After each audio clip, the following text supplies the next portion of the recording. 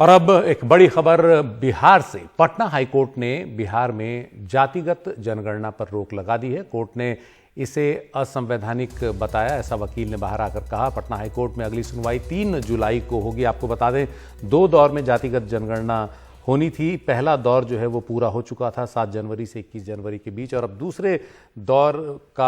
दूसरा दौर चल रहा था 15 अप्रैल से 15 मई के बीच। और राज्य सरकार का कहना है कि करीब 115 करोड़ रुपए इस जातिगत जनगणना को करवाने पर खर्च हो चुके हैं और वो पैसा बर्बाद हो जाएगा अगर इस तरह से इस पर रोक लगाई गई। हमारे सहयोगी मनीष हमारे साथ हैं, लेकिन उससे पहले सुनते हैं कि जो वकील हैं वो क्या कह रहे हैं। इमीडिएट सरकार को डायरेक्शन दिया गया है कि on going caste census proceeding है उसको रोक लगाई गई है और जो कलेक्शन डाटा किए हैं उसको प्रोटेक्ट कीजिए। और हम लोग को जो कहना था कि जो पैसा मिसयूज हो रहा है कंडीशन स्पेंड का, और जो आपने पॉलिसी डिसीजन लिया है वो बिल्कुल ही असंवैधानिक है। तो मुझे लगता है कि ऑनरेबल हाईकोर्ट ने इस बात को समझ के ही हम लोग को एंट्री में स्टे दिए हैं। अब अगली सुनवाई पॉइंट पर जो बात किया था उस पर क्या कहा हाईकोर्ट ने? हाईकोर्ट ने वही ना स्टे आदेश पारित किए। अब जो सुनवाई होगी, अगली सुनवाई का जो तारीख है उस पर क्या मुद्दा आएगा? मुद्दा यही होगा, पूरे ढंग से सुनवाई होगी कि बिहार सरकार ने जो पॉलिसी लिया था वो सही है या गलत है।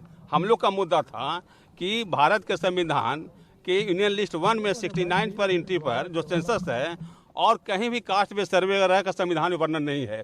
बिहार सरकार कोई भी स्टैट्यूट नहीं बनाई है, रूल रेगुलेशन, जिसमें कास्ट बेस्ड सर्वे की बात हो, और एक पॉलिसी डिसीजन लेकर के इस तरह से कर रहे हैं वो असंवैधानिक है। यही हम लोग का मूल बहस था। हमारे साथ हमारे सहयोगी मनीष कुमार हैं। मनीष, आज का जो फैसला एक तरह से बिहार सरकार के लिए बड़ा झटका है। निश्चित रूप से ये बिहार सरकार के लिए बड़ा झटका है और इसका अंदाजा आज सुबह करीब 11 बजे जब मुख्यमंत्री नीतीश कुमार से कोर्ट की सुनवाई के बारे में पूछा गया तो उस समय स्पष्ट हो गया था। हालांकि नीतीश कुमार बार बार ये दलील दे रहे थे कि ये जो जातिगत गणना चल रही है वो सभी दलों की सहमति से और जो कुछ भी फॉर्मेलिटीज होता है वो सारा कुछ पूरा करके हो रहा है, और इस पर कभी इसके पूर्व जब भी पिटिशनर गए हैं तो कोर्ट ने कभी रोक नहीं लगाई। लेकिन आज के फैसले के बारे में शायद उन्हें अंदाजा था और अब राज्य सरकार के सूत्र बता रहे हैं कि अगले 1-2 दिनों के अंदर वो ये पता था कि ये कास्ट बेस्ड सर्वे है, जाति आधारित गणना, ये जाति कास्ट सेंसस नहीं है, ये सर्वे था। और ये कोई ना सरकार की अंतिम या पहली सर्वे है, लेकिन सब लोग, हम लोगों की यही चाहत थी, आदरणीय लालू जी हों, नीतीश जी हों, या जो हमारी सरकार नीतीश जी के नेतृत्व में बनी है, हम लोग प्रतिबद्ध हैं ये सर्वे कराने के लिए। और ये लोगों के हित के लिए था और जनता की मांग भी थी कि ये सर्वे जो है होना चाहिए। इस सर्वे से फ़ायदा ये होता, हम लोग की जो चाहत थी, हमारी सरकार की जो चाहत थी, गरीबी को दूर करना, पिछड़ापन को दूर करना और समाज के अंतिम पैदान तक सरकार की योजनाओं तक लाभ लोगों को, गरीबों को कैसे पहुंचे, ये सारा उसमें था। इसमें आर्थिक स्थिति क्या है लोगों की, ये भी था। और ये जो सर्वे था कोई विशेष जाति को लेकर के नहीं था, ये तो सबके लिए था। हालांकि जो जजमेंट आया है उसको अध्ययन किया जाएगा, पढ़ा जाएगा, क्या कदम होगा वो देखा जाएगा। लेकिन गरीब विरोधी, आरक्षण विरोधी हमेशा से भाजपा रही है।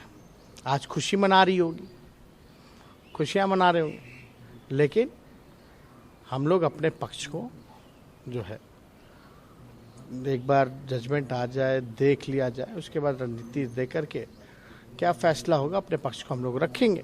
लेकिन देखिए, आज नहीं कल तो ये कराना ही है, चाहे कहीं की भी सरकार हो। बिना इसके ना राज आगे बढ़ सकता है, ना तरक्की हो सकती है, ना गरीबी, ना पिछड़ापन को दूर किया जा सकता है।